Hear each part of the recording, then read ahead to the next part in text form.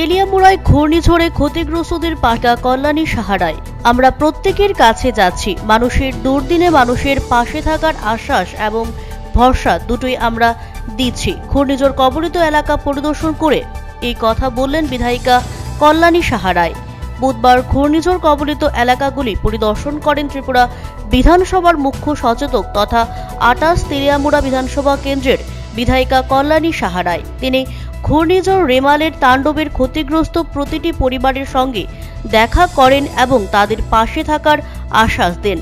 ক্ষতিগ্রস্ত মানুষদের সমস্যাগুলির কথা শুনে তৎক্ষণাৎ প্রশাসনিক উচ্চপদস্থ আধিকারিকদের নির্দেশ দেন যাতে অতি দ্রুত ক্ষতিগ্রস্ত মানুষদের সমস্যাগুলির কথা শুনে তৎক্ষণাৎ প্রশাসনিক উচ্চপদস্থ আধিকারিকদের নির্দেশ দেন যাতে অতি দ্রুত ক্ষতিগ্রস্ত মানুষজনদের কাছে সরকারি সাহায্য পৌঁছে দেওয়া হয়। ঘূর্ণিঝড় রেমালের ভয়ঙ্কর তাণ্ডবে ক্ষতিগ্রস্তদের পাশে দাঁড়িয়ে বিধায়িকা সাহায্যের হাত বাড়িয়ে দেওয়ার কিছুটা আশ্বস্ত হয়েছেন তারা। এদিন বিধায়িকা কল্যাণী সাহারায়ের সঙ্গে উপস্থিত ছিলেন তেলিয়ামুড়া পৌর পরিষদের প্রাক্তন চেয়ারম্যান তথা কাউন্সিলর নিতিন কুমার সহ স্থানীয় বিজেপি নেতৃত্বরা। Bureau report, CNE TV. CNE TV, channel for news and entertainment.